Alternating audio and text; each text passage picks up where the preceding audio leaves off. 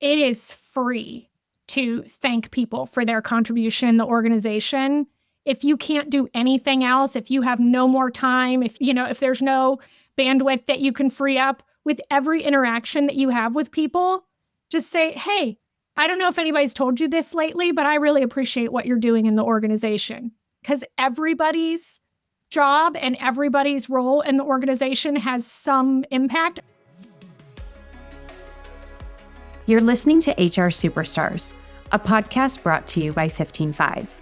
On this show, we talk to strategic people leaders who are making a meaningful impact in their organizations and shaping the future of work. So get ready to be inspired and discover the secrets behind building high-performing teams and fostering a culture of growth and thriving. The future of HR starts here.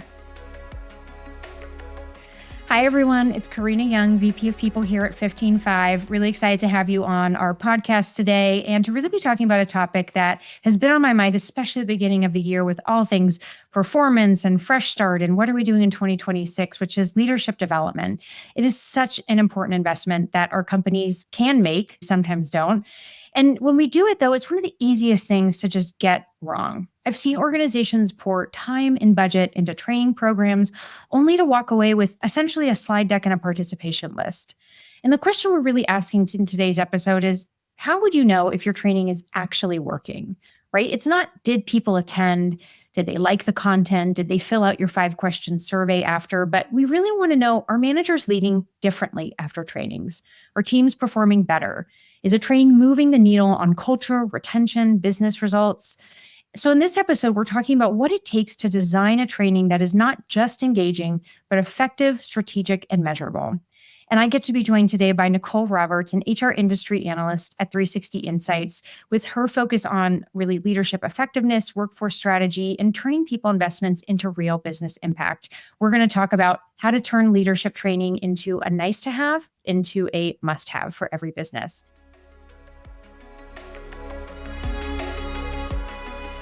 Nicole, thank you so much for joining me today. So happy to have you here. Give me the movie trailer version of your life and how you got to where you are today in the HR world. First of all, thank you for having me. I'm a big fan of 15Five, and so I was really excited and honored to be invited to this conversation. So movie trailer in a nutshell has, some highs and some lows, and it's all about, kind of building the person that you are today. So I've spent the last 20 plus years in HR.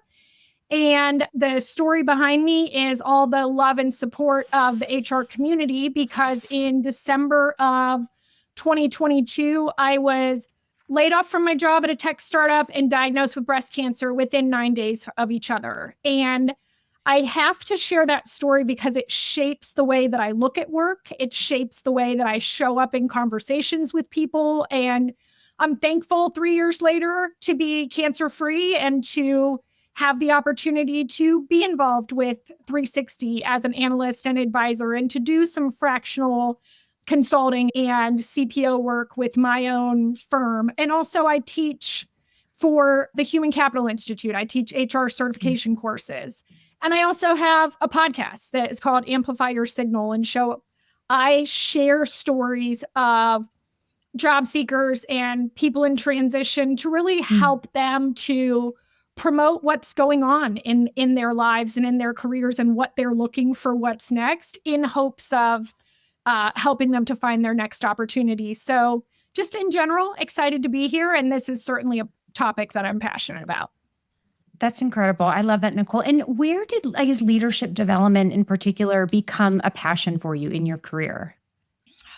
Early on. So obviously being in HR, there's always a piece of leadership development. But for me, I would say probably in 2012, maybe 2013 was when I had moved from being individual contributor, maybe a team lead, to actually being in that leadership role. And so it started for me from continuous improvement and wanting to be a better leader today than I was yesterday, and just kind of getting as many webcasts and podcasts and books and all of those things as possible so that I could be better, and then in turn elevate the people around me in the organizations that I served.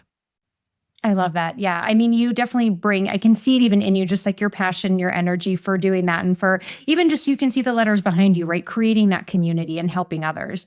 So let's maybe talk a little bit about trainings, right? What do we train for and how do we really define success there? Tell me from your perspective, why is it so important to define a problem or a behavior that you're targeting before you even get to the training piece? When we're setting out for training, one, nobody has this endless amount of time and energy and resources, right? So you always want to start with what is the behavior that you want to change? What is the problem that you're trying to address? If you can't clearly articulate what someone should do differently after the training, then you aren't going to be able to measure whether or not it worked, right? I mean, defining the problem up front keeps training grounded in real work and not abstract leadership ideals. Tell me a little bit more about that. Where do you see people going off the rails into abstracts most often? Most often, I would say, is if you say you're creating a leadership program, right? And you say, okay, well, based on the job description, these are the things that I think that we should create our training program based on. But you don't actually know what your true strengths and opportunities are within your leadership team. So maybe you're designing an entire curriculum around something that they're already doing a pretty okay job at, and you're completely missing something that is a critical risk or exposure to the business of being able to deliver that strategy. Yeah. And what do you think is the most effective way to actually pinpoint the real problem? What's the thing that people are missing where they're not doing that often enough? I would say feedback from teams. Not even to the point where it's exit interviews, right? But even if you identify, hey, we've got some issues where this manager maybe they can read a P&L, but they can't read the room, right? Like we've over-indexed on making sure that they have business acumen, but we didn't make sure that they are representing the business in the way that we would feel most proud of, and they're not living our values in their day to day. So maybe we need to work on effective one-on-ones. Maybe we need to teach them something as simple as having an agenda for meetings so they don't just show up and, kind of have a conversation that could have been an email. There are things that seem like they can be a throwaway thought that are actually really important. And I've found that the higher up somebody is in their role or in the organization, it's like they stop getting invited to trainings because people are afraid that they're going to offend them by bringing this senior leadership in. And honestly, we need to start at the top with our training so that then they are sharing and demonstrating that behavior with their direct reports and on down. Oh, yeah. Well, two things you said there that I think are so important. One, I think, is just the pinpointing your real problem, right? Because I'm sure you've been in the same situation where an executive leader or CEO comes to you and is like, Nicole, I'm so tired that nobody can give great feedback in this organization. Train the whole company, train all managers, just go fix this problem. Yeah. It's like, well, just because you think it's a problem doesn't actually mean it is, right? And that could be thousands of dollars, not just in the training itself, but in the time spent from some of your highest paid, highest impact people to be in that room to do a thing that actually makes no difference. So if you don't have the data and the insight, and you can't even connect it back to a real business result, right? Like you might have a gap in feedback. But if in this very moment, it's not actually the most critical thing, to your point earlier, that's hurting the business, then why spend time on it now? There could be other lightweight things you can do, whereas actually the biggest skill right now is our managers are terrible at communicating priorities. That's where we really need to focus. That's the biggest gap. You've got to be able to narrow that down. And the second thing you said, which I just absolutely love, is to start at the top. It is this very funny inverse reaction we often have in HR of, great, all of my new managers get to go through a 101 training. Right. I'm going to give you a certificate, sign off, and then good luck. I won't ever see you again in your career. Yeah. But the expectations and the nuance of being a leader, the higher up you go on the ladder, change so much. And we forget about those people. We forget that they are people just like anyone else who need help developing the skills and the competencies to be excellent. It doesn't just happen because you get that title, but it's so easy for us to lose track of them for one reason or another. Well, and I've had people in my career that will say, like, I've been managing people for 20 plus years. that's great. We're still going to talk about it, right? We're still going to talk Right. about what good leadership looks like for this organization and what our priorities are. Because when I created a leadership development program in the middle of COVID, when I was working in affordable housing, like nobody could travel. So, what a perfect time to take advantage of doing some virtual training, right? And I had somebody who had been with the company 20 plus years email me and said, I've been with the company this long. I've been, leading, managing teams this long. I've never had leadership training. Thank you so much for bringing this to us. And I thought, yeah, it's definitely a need. We don't need to make the decision for other people that they don't need the training. Plus, Right. leadership is a muscle. You need to work on it all the time. And we should all strive to be better today than we were yesterday. 100%. I feel like that is the foundational thing HR we can often deviate from, just remembering that leadership is a muscle. Uh-huh. It's not a title. It's not your comp. It's not just a one and done. It is every day, every interaction is so different. And to your point earlier, too, being a manager for 20 years, that's great. But the way every company leads is also a little bit different. The way I've led at past companies also has to adapt to what's the culture I'm in, what are the needs, and that's not always intuitive. It should not be intuitive. You're, as an organization, we have a responsibility to be really explicit about this is what we need from leaders.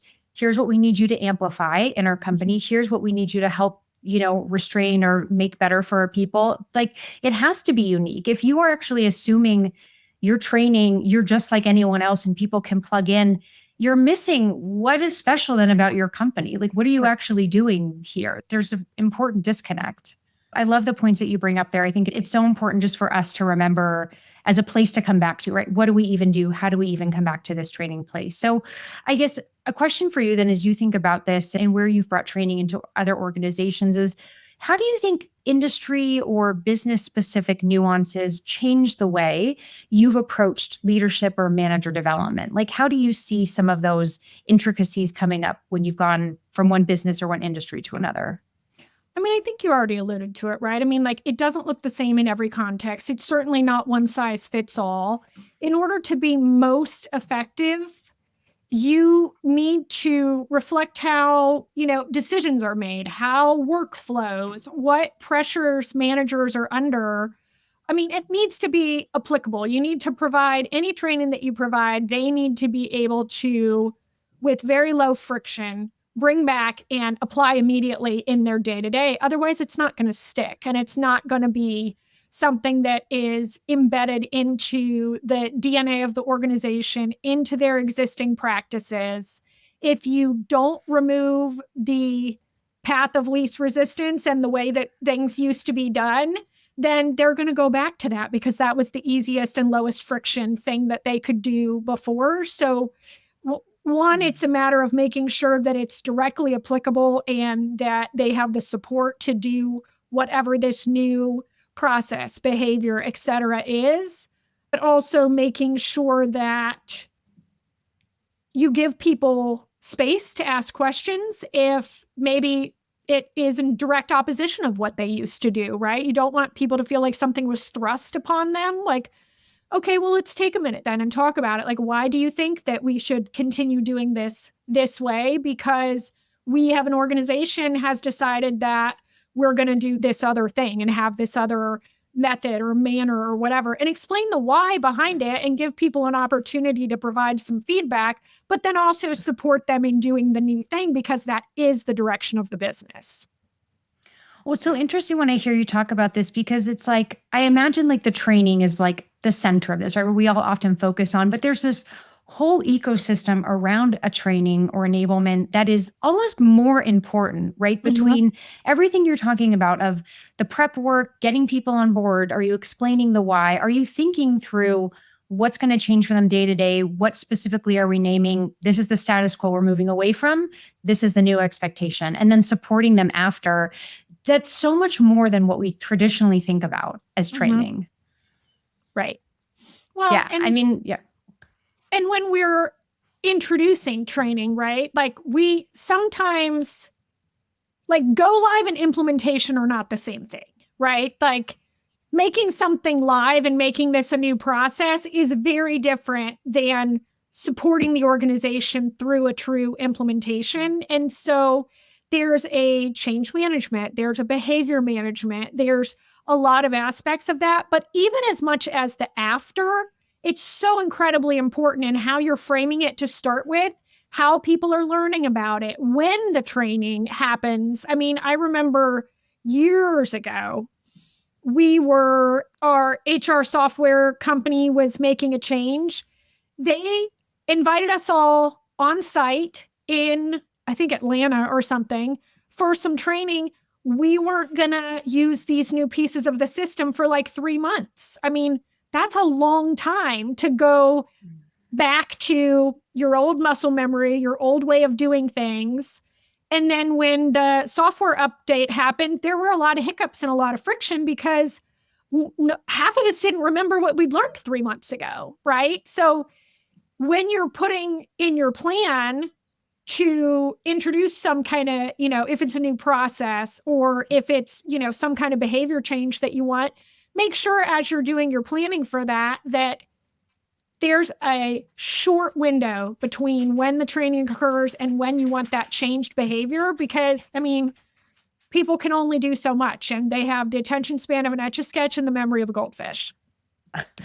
Yeah, that needs to be a bumper sticker, 100%. And that's not for, not with bad intention, but that's just how we are and how people learn. And one of the things I've come up against in so many companies is just organizations and leadership in particular, forgetting that like you're talking about human behavior. Yes. And you're talking about changing someone's behavior. And if anyone has an example of anything in your life you've tried to change, you want to work out more, you want to drink less soda, you want to go on a daily walk, you want to, I don't know, like not rage text your ex all the time, whatever it is, like no matter what your habit is, it's like it takes time to break away from that because we get comfort, right? And we get a reward from whatever behavior it is we're doing, even if it's a negative reward, right? You get used to it.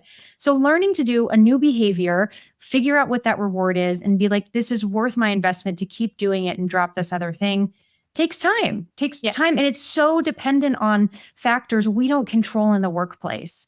Because outside of work, I might be dealing with 10,000 other personal things. My like tween daughter, I have family coming into town. I have a 1-year-old puppy in the house. I've got like all these other things. The company has to think about, why is it important for me to do this, to change this behavior when I have so many other things and I have my day-to-day job as a leader? Right. Why is this even important? Why should I invest in it? Right? That's coming back to that whole ecosystem, like the pitch that you give, the buy-in that you have has to be so clear and obvious and meaningful to your managers. Yes. And we just often just forget about all of those pieces and are just like, do it. Here's 30 minutes of training. Could you now be a better manager in unclear, ambiguous ways by the next survey, which is in 6 months also? Like I'll check in on you in 6 months. Yeah. So if you got nothing out of it or you took the unintended takeaway from it, now you're going to be demonstrating that for 6 months until we do another survey. And then we're going to find out either because people left and we're finding out in exit feedback, or they maybe didn't leave, they stuck around, but they're not doing their best work because you're not able to get the best results out of your team. And also we don't know because we didn't do a survey until 6 months. Yeah. So what's a better way to close that feedback loop? What do you recommend to the companies you work with? I'm a big fan of feedback sooner than later.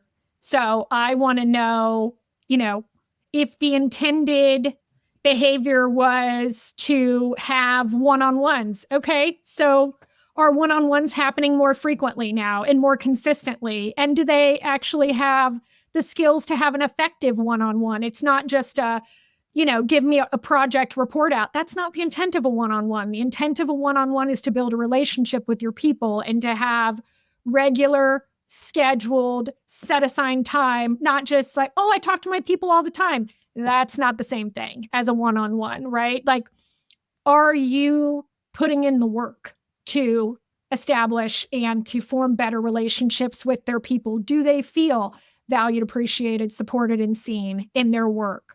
Are you seeing an increase in their willingness to take on projects, right? That can be an indicator of the relationship or maybe even the sentiment about the leader or the company. I mean, there's are whatever problem that you were trying to solve with your training, right? Goes back to that. Are you seeing some real-time impact? Yeah. Well, it sounds like even from that it'd be important to have one, make sure you have a tool to get that feedback very quickly and understanding. But also what I'm hearing is that there's a personalized level to the feedback, right? That like when we think about our leaders and managers, how do I actually know if this group of leaders is being more proactive in feedback conversations? Is this group having the right one-on-ones?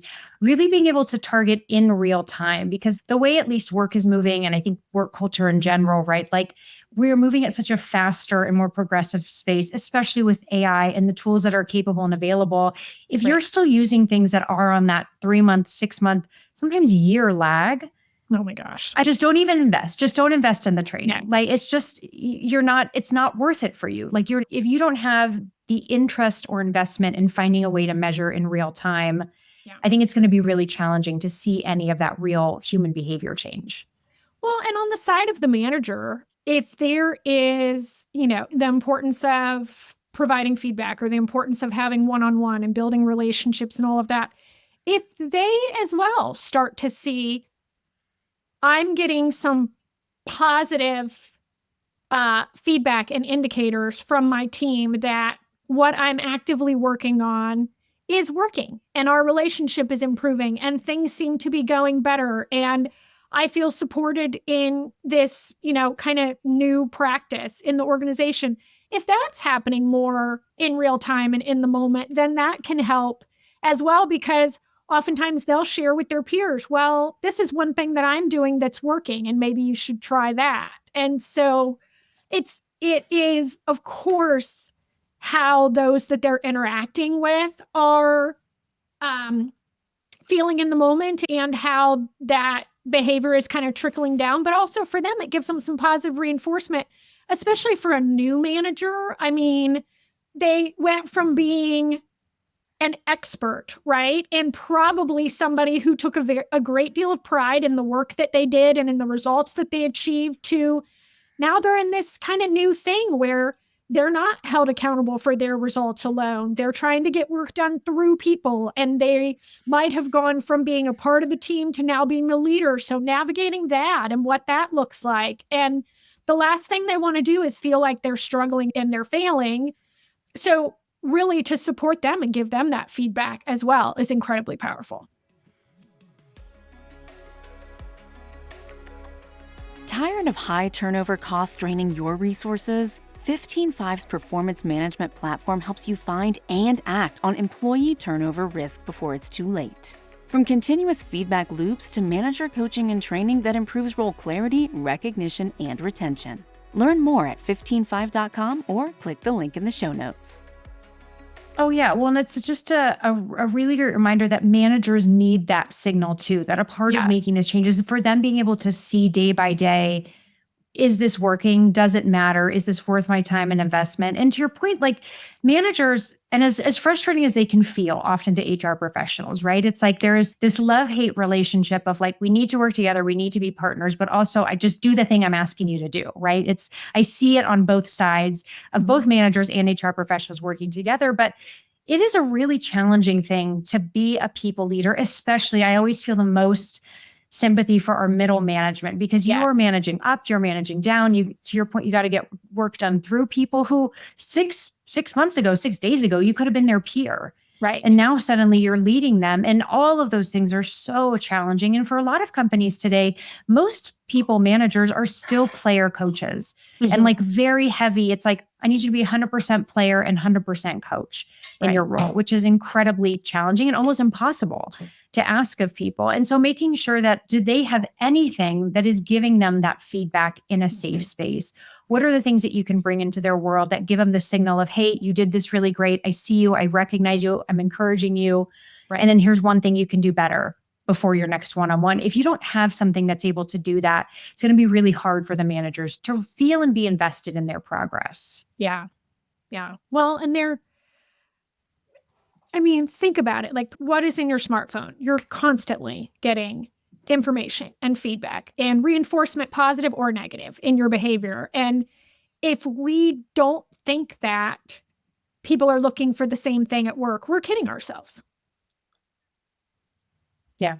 Yeah. Yeah. How have you, I guess, adjusted your trainings, knowing that where every manager at is so individual and really can be so personalized? Like, how do you balance targeting what individual managers need with creating scalable programs? How do you walk that line? There are certainly different stages of, leadership, of, focus on real moments that managers face. And I like to have a mix of different levels of, I call it maturity in your management, not necessarily experience, because experience is not the same as intentional focus on that development, right? And so reinforcing learning through tools and feedback that's built into everyday work is incredibly important. But when it comes to delivering programs, I create as much experiential learning as possible. And I want people to learn as much from each other in the room as they do from the content itself. I mentioned that I, teach courses for HCI. And one thing that we get time and time again in feedback from the courses is that people enjoy the breakout sessions, the group works, the practical application of what they're learning just as much as they do the conversation and the content from the instructors, because we're doing that. We're giving them the opportunity to immediately apply it, to talk to other people that maybe are dealing with issues or challenges that they've not experienced before. And taking advantage of somebody else's lived experience is always going to be better than just speaking to somebody and sharing some hypothetical scenario or situation. Exactly. Well, you're making a personal connection there, right? Yes. It suddenly feels relatable and, to the manager's point, like possible.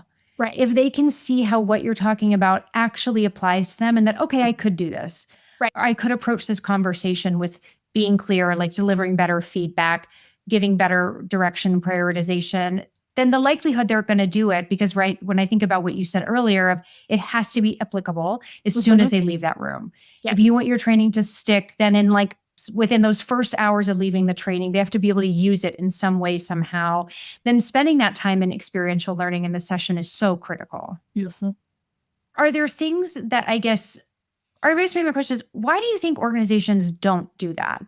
Like, why do you think it's so hard for companies to build and design and create the space for the trainings this way, knowing that these are the elements that can really work? What's their blocker?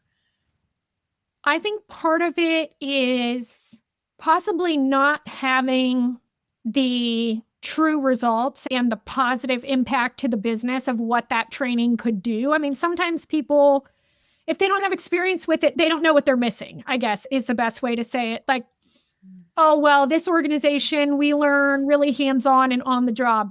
That's great. Also, what are we doing to provide, some kind, even if it's a leadership roundtable, even like some way for people to be away from their day-to-day, be fully focused on whatever it is that you're trying to learn, even if it's micro learning, even if it's, half hour a week, an hour a week, something like that, where you're getting the information, the content, the exposure, and maybe you have a lifeline in the organization and somebody that you can reach out to that has been where you've been and can be kind of that mentor and that resource to you. Yeah. I mean, I think at the end of the day, if you have not had that experience, then you don't understand truly how valuable it is. And that's not always something that, learn from others and say, oh, well, this organization did that and they had this great success. I'm sure they did, but here, that's not how we do things, right? Like, just if you get one opportunity to, I guarantee that you're going to see a difference. And bonus, your people know that you're investing in them. Nobody is sad about being invested in, right? Like, you can't overappreciate people. So everybody in the organization can see we're making an investment in this. This is the priority. And on the flip side, if training is the first thing that you cut when you go to make decisions with budget, you're telling your people, right? This is not the priority for us. Exactly. Nicole, if you don't start like a coffee cup company after this or bumper sticker, because I think you can't overappreciate someone, this is a simple reminder that it is hard for leadership to forget, right? When you have the budget on the table and you're making the line items, it's easy that training or things within the people function are first to go. We don't really need it, not necessarily not nice to have. And it's like, okay, then we've all agreed. And it's one of the things that I've done in the past in organizations that I really encourage HR leaders to do is don't just let a line item drop off the budget without a conversation of, I hear what you're saying, that we're not going to invest. So let's all agree from here forward that this year, we're not investing in our people. That's the decision we're making. We actually don't think that leadership development is necessary. We actually think our leaders are doing great and they don't need any more training, that their leadership skills have nothing to do with our ability to deliver the rest of the outcomes. Is that the agreement? Yes? Okay, great. Maybe this is the company I do or don't want to work for. But, and of course, you can approach that conversation with more or less saltiness than I have in this podcast. But there's just to be explicit of, it's just so easy sometimes to let things drop and are like, oh, of course they cut that. Now I have to deal with it. You don't have to deal with it on your own as an HR leader. Have the conversation with the business. Yes. About what are we giving up by doing this? What's the risk? And sometimes you have to take the cut. We've all been there. We've got to disagree and commit. But it's just lean into that conversation because you might be surprised, to your point, of the business giving it a second thought of, oh, well, I didn't think about it that way. Well, no, actually, you're right. I actually really need leaders to do this. So how can we do that? How can we make it work? Right. Or if we're not and we can't, because, no shame. If we can't, legitimately, what are we saying to the organization about it? And saying like, hey, I know that we had promised you guys that we were going to do this leadership academy, or we were going to send you to this event, or we were going to do whatever. We actually can't do that right now. But this is what we're doing in the meantime. This is the support that we can provide. And this is our plan for the future, right? Like, so maybe it's not this quarter, maybe it's next quarter, maybe it's not this, 6 months, maybe it's the next 6 months. But also, nobody is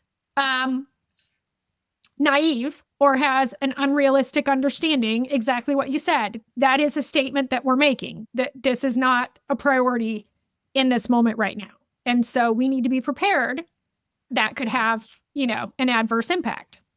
Yeah, exactly. And then what is, there are times, and the reality of especially today in business is you've got to leverage the resources you have that aren't cash inside of a company to make the most of what's happening, especially on the people team. I mean, we've always been a lean function, and it's just like we're learning how to be like leaner and larger than life every year. So you have to figure out, okay, great. If I don't have X amount of dollars to put toward this leadership training, what do I have? Right. What can I utilize? What are the tools at my disposal? Are there internal experts I can lean on? You said this earlier, which is honestly some of the best trainings I've ever been in have been non-traditional people leaders or people outside of the HR function who just are passionate and excited about a skill or a capability that they want to develop.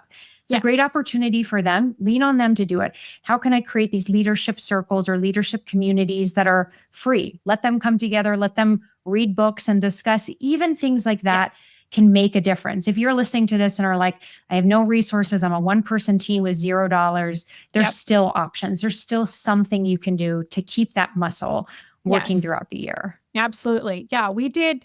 So we had our 1 hour a week for, I don't know, but like 12 weeks or something like that, right? There were like 12 modules of this leadership training that I had created. And then after that, we went to a leadership book club because the world opened back up and people started traveling again. And so their availability had shifted, but also we had created these relationships. And so people were leaning on one another, which was really neat to see. And you had like oh, well, I'm coming up with this. Of course, they could have called me, right? But they also didn't need to. They could reach out to somebody else who had been in their same or similar type role and said, hey, I'm dealing with this issue. Have you ever had this? Oh, no, I haven't. Let's both call Nicole. Okay. Otherwise, yeah, I have. And this is what I did. And this is what worked for me. And then we did Radical Candor as a leadership book club. And it has a whole, like book club outline guided thing that is a very low lift if you're the HR person that's wrangling it all, right? I mean, questions are already identified. And that was before ChatGPT. I mean, I'm sure you could put into whatever your preferred model is and say, I'm going to do a leadership book club on this book. Draft me the questions that I want to ask, right? Like this was long before that happened. So, we were doing the best we could with what we had. But yeah, it's all a matter of if you don't have the, outside budget, so to speak, then what are you prioritizing internally so that you can free up somebody's time, even if it's a matter of micro learning, even if it's a matter of just sharing resources. I mean, I used to like email podcasts to people and stuff like that. It's just a matter of, are we intentional or not on making sure that at least somebody in this organization is intentionally focused on developing our current and future people leaders? Because you also, as much as you want it to start from the top, you also want to include anybody that could in the future be a people leader. So as people are identified for that and they say, I'm interested in being in some kind of leadership, get them involved as well, because the other piece is whether somebody has authority or not, there are so many people that have influence without authority. And so they need to be involved in those conversations, and probably don't put them in a breakout room with their direct supervisor, right? That could be a little uncomfortable, but figure out a way to get some visibility and some exposure for them as part of their future development in the organization as well. Yeah, and you get a little succession planning out of there, right? You get to build up your next generation of leaders. It's incredible to do. Nicole, how are you thinking about what management is going to be like when managers are not only managing people on their teams, but also AI agents, right? When AI becomes a much broader and more important part of a people manager's job. Yeah. I mean, AI for managers it's managers at the end of the day are still going to own judgment and context and what is the impact on the people. And managing AI really means knowing like when to trust it, when to question it, and how to apply it responsibly. Like, there was a podcast that I watched live on LinkedIn the other day, and Ben Eubanks was talking, and he's awesome. And he was talking about like what AI is not going to be able to do, right? And one of the biggest things is surface information, yes. Surface insights, sure. Help you draft some feedback, maybe. Suggest some actions, yes. But judgment, no, right? Like making those types of decisions, no. Like AI is a tool, and AI is not intended to replace that validation and calibration of information and decision making. But what AI can do is to give you data, give you information, help you to make real-time decisions.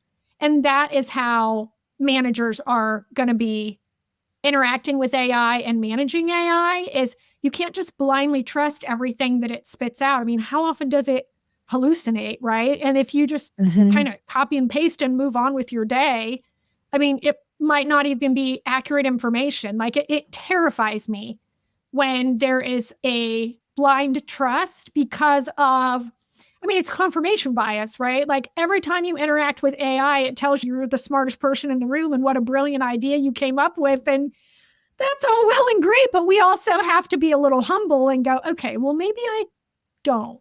And so what questions am I not asking? And what information is this providing? And it's great at distilling down information. And the more you kind of teach it and it learns, that's incredibly helpful. But we have to still be the ones that question it and validate the results. Wait, Nicole, are you telling me I'm not the smartest, most brilliant HR leader that ever existed? Because ChatGPT is pretty certain I am. I was going to say my ChatGPT really hypes me up, and I'm a real big fan, but also I ask it on a pretty consistent basis, like, what am I missing? What am I not asking? Because I don't want to be that arrogant, caught unaware person in the conversation. Oh, yeah. And it's, it is such a testament to where we are at as just humans. That validation feels so good from an AI agent, from just like someone telling us like, you're doing a great job. Like, I'm so proud of you for coming up with this idea or asking me the question. I mean, man, and think about all of your managers that are going to it and getting that same validation, right? Like, we have to make sure that they are prepared to approach that with a level of humility and realism. Right. And also not just blindly trust. I mean, I've seen managers throw things up in meetings or like, I had this image created on AI or this thing. And I was like, did you even read what's on the slide right now? Like, this is wild. Right. This makes no sense. And at the same time, we're asking leaders to manage more than ever, right? So many organizations want flatter teams, higher span of control, just do more, take on a couple AI agents, take on a few extra organizations. And then we wonder, like, why do managers just go to ChatGPT and say, just do this for me? Because they have no time in their day. We're not investing in them. We're not committed to their development. Right. But then we want these results that are so disconnected from the way we treat them and the way, the expectations that we have on our leaders. Well, and think about that as well. I mean, they say, you don't leave jobs, you don't leave companies, you leave your manager. Think about how good that feels to get that positive reinforcement from AI. That's all people are looking for in positive reinforcement from their managers and from their leaders and from their teams. And so if you ever wondered whether or not that has an impact or not, just think about the dopamine hit that you get when you get that positive interaction and reinforcement from AI. That's all people are looking for in their day-to-day conversations with other people. Yeah. I mean, just keep it simple. Like, you're just two humans in a room. Yes. We all at the end of the day have like the same very basic needs. And if you just try, just put a little bit in, which I think is even how we think about continuous learning and education, even evolving. Like, it's okay if you don't, from this conversation, this podcast, roll out the world's greatest 6-month training program. Like, that's not the goal. The goal is that you figure out what matters now. How am I really clear on the why? How do I build up advocacy around this? How do I make something that's super practical and then measure very quickly and know, did it work or not? Right. Am I on track or not? Are my managers getting the signal they need or not? And if you're not, to be open and humble and agile enough that you can say, this is what we thought was the most important thing to be doing. This is what we thought was the way to accomplish that. Early indicators are giving us some signals that maybe we're off base, and we're going to retool this. And thanks so much for the feedback. We appreciate it, and giving us the chance to make changes. And so this is what's happening next. Like, it is always okay to pivot and to change. Why would you keep doing the thing that is not effective just because that's what you said you were going to do? Like, everybody else around you knows that it's not working. So why are you going to double down on the thing that's not working? Exactly. I mean, it's a training. Like, we're learning. Like, the point is actually for you as the facilitator to learn just as much as the people in this. Yes. No project, program, or training, anything should be rolled out of like, this is meant to be 100% perfect. I never have to think about it again. There's no set it and forget it in the world of people. It's like, adapt, get the feedback, learn, make a few shifts. Hey, and actually the company has shifted. So with that, we're going to focus on this. Let's now move in this direction. Right. That's actually like a positive that you should bring, something that you should say as a people leader you're proud of, that you don't just stick with something just because you thought a month ago it was right. But that now you've gathered the right data. You either know it was right, you know where you need to make changes, or you know where you need to totally rethink and redesign. Yeah. And that's all about psychological safety too, right? Are you creating environments where that experimentation and that pivot and that, iterating on your process is safe and accepted and normalized? Because we discovered that wasn't going to be the best direction to go for the organization. So, hey, we're going to take the data that we have and we're going to learn from it and we're going to change our approach. And are we getting a positive response to that, or is it punitive? Because if it's punitive, they'll never do it again. Yeah, exactly. 100%. Nicole, as we come to wrap up our conversation, there's so many great insights and future coffee mug slogans that we have from this conversation that I'm going to take away. I think when I come back to the core of it, it's almost just that simple reminder that leadership is a muscle. And no matter what you're doing, just don't forget about your leaders. That there's tons of actually incredible practical tips you shared today around how do we know what we're doing? Do we have that advocacy? Do we have a way to measure it? Do we have a way to adapt? but that if you don't actually believe leadership's a muscle that needs to be trained and built and developed, then none of the rest of this matters. So just take that and remember and try one step in your organization. Tara, what's one thing you could do, even if it's small, if it's a zero budget item or a thousands of dollar budget item, find where that space is for you and your company right now and make that step. Is there any other advice, kind of one thing you would want our listeners to do coming away from today's conversation? It is free to thank people for their contribution in the organization. If you can't do anything else, if you have no more time, if there's no bandwidth that you can free up, with every interaction that you have with people, just say, hey, I don't know if anybody's told you this lately, but I really appreciate what you're doing in the organization. It is absolutely free to thank people for the work that they're doing, because everybody's job and everybody's role in the organization has some impact. Otherwise, they wouldn't have one. That was the cherry on the sundae, Nicole. Thank you so much. I'm so happy you're able to join us on HR Superstars today. And yeah, look forward to continuing the conversation and seeing what our listeners do. Thank you so all. much. Engaged employees are your most valuable asset. They're innovative, loyal, and committed to achieving exceptional results. By fostering a culture of engagement, you'll unleash their full potential and create a competitive advantage that sets your organization apart. But how do you do it? Check out 15Five's Employee Engagement Playbook linked in the show notes. It explores the undeniable benefits of employee engagement and dives deep into how to measure it. I promise you'll learn actionable strategies to transform engagement insights into measurable outcomes.